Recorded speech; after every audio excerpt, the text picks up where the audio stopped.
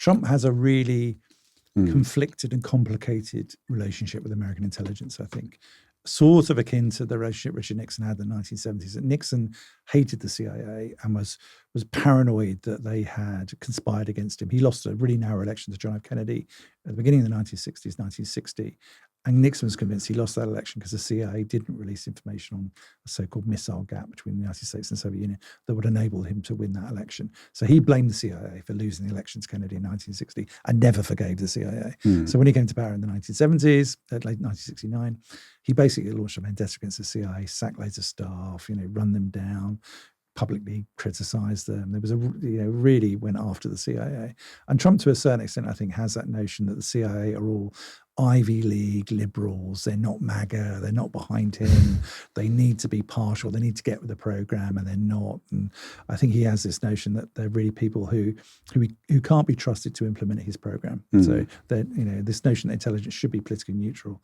Trump's perspective is it shouldn't. It should serve the president. It should be very sort of partial in that. So there was also with the FBI. Yep. He has a really relationship with the FBI because with the whole Hunter Biden laptop situation, which was, we could argue, election interference, where you had the FBI calling this, Russian election interference when they had the laptop, and then after the election, it turns out it was completely authentic. Yep. So Trump is saying, well, hold on, you were clearly against me.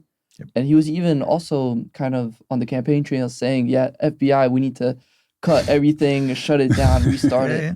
It's interesting because it's politicization of intelligence. Again, it's a president using executive authority. And again, remember, the FBI and the CIA are executive organs. They're not controlled by Congress, although Congress has oversight responsibilities for them. The president has huge amounts of power to hire and fire FBI directors and CIA directors. Has huge power over the intelligence apparatus and bureaucracy in the American system. And Trump, I think, has always been cottoned onto that. So this could be a really powerful tool for me. I can use this really, but only if I have people in those positions who are not going to be politically neutral, are going to be loyal to me, are going to do what I tell them to do. So effectively, he's gone through and starts he's gutting the FBI, he's gutting the CIA, he's removing in officers he doesn't think are going to be loyal to him, and putting partial individuals in place who are focused on Trump as an individual and his administration, rather than on American national security per se and America's sort of wider interests, I think. But it is a really, it's a difficult time for intelligence agencies, I think. And there is a sense that he's really running down the professional competency of intelligence agencies by removing so many experienced and knowledgeable staff so quickly. How do you fill that void? How do you continue to function as an effective intelligence services when whole departments are being shut down, people are being removed from their jobs? It's a really difficult sort of situation at a time when America's facing from Russia in terms of electoral interference, but also elsewhere globally, and also from China, and China mounting significant intelligence operations in the United States over the last decade or so. How do you protect yourself as a state against those internal and external threats when you haven't really got an effective intelligence service? And not only that, when your intelligence services are at war, they're fighting the White House, they're fighting internally, they're focused really on survival rather than their core mission of upholding American national security. So it's a really difficult time, I think, for the American national security establishment. They don't really know, I think, how to respond to Trump, but he has a huge amount of power to influence what happens there. So it's difficult to see how they push back or how they contest that. It's very difficult for them to do so. And then I wonder if we could get your thoughts. Another thing that was supposed to be released that he campaigned on are the Epstein files. Oh, yeah. And they were supposed to be released. They didn't get released. Yeah. We talk about establishment. And then, so a lot of people say that Epstein was a Mossad agent, and that whole thing that was going on was an actual intelligence operation. What are your thoughts? So again, it goes back to conspiracism, I think. I mean, interestingly, Trump, the Epstein files, but also the Kennedy assassination files became a big thing for him. So he actually, just a couple of weeks ago, did release another big batch of files related to the Kennedy assassination, and people are historians are pouring through them now. There's actually not a lot new in them. It's, a lot of this stuff is quite performative. Yeah, it's performative, and it's stuff that just adds a little bit more granular details to stuff that's already been, but it's not changing the needle. We're not going to find out a new person assassinated Kennedy. We're not going to find out tremendous insights into American foreign policy that we don't already know. We may discover some granular detail. There might be some sort of titillation in there. There might be some interesting stuff, a bit of sensational stuff, but nothing really. Maybe that's why they released it. But yeah, I think partly that's to do with, again, I think when we get conspiracism as well, there are two elements here. I think one, people like conspiracism because it's an easy answer to complex questions. Like, could Oswald have killed Kennedy on his own? Of course he couldn't, because it's a simple, straightforward explanation. So let's find 100 different other reasons why the Cubans were involved and Mossad was involved or who else was involved in that assassination. It's, people like to have that sense of mystery around it, I think. Often it's a much more mundane explanation, I think. I don't think there's been no evidence that I've seen, and certainly hasn't come out the latest release that changes the dial on the fact that Oswald was the killer and stuff like that. And it's the same with Epstein, I think. This notion that has to be associated with intelligence services and they have to be behind that sort of stuff.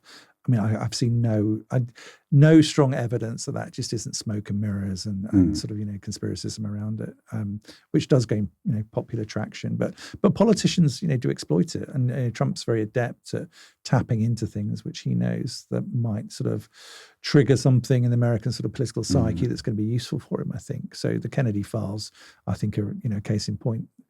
They're really insubstantial. I mean, there's nothing of substance in those files, but he's made it into a big thing about releasing and overcoming the power of a state to hold back records and stuff. I think a lot of the reasons those records don't get released is just bureaucratic inertia. We often underestimate the fact that bureaucracies are just really inefficient and they're just really poor at releasing documents. And often, sometimes it's because there is a big secret to hide, but very rarely. Often it's just because they just they're not getting around to that sort of stuff. So occasionally you will get quite important.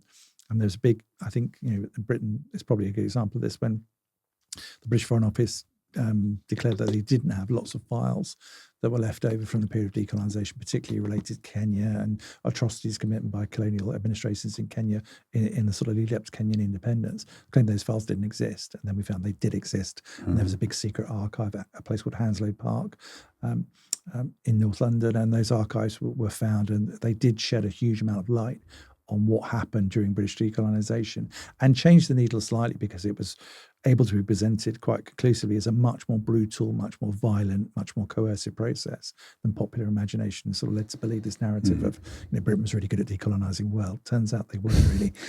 And lots of Kenyans were able to use that and take the British government to court and win substantial damages for what happened to them and their families during that process, extrajudicial killings, detention, brutal torture, that sort of stuff. And you can understand why the British government probably would want to release that information. So occasionally it happens, and occasionally those notions that there is something to hide here is validated, but rarely, I think. I mean, and certainly not when it will come to sensational things like Epstein and things. And I think a lot of that is conspiracism that feeds into this sense of sensationalism. But it becomes kind of difficult when looking into intelligence because the line becomes blurry between conspiracy and intelligence.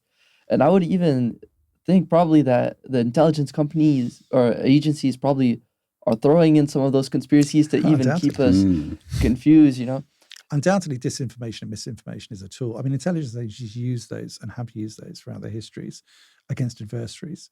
So, and this has happened in we now know from the sort of Church and Pike inquiries in the United States and the CIA in the 1970s that the CIA was mounting those type of operations against the American public. So intelligence agencies, when they get slightly out of control, do those sort of things, I think.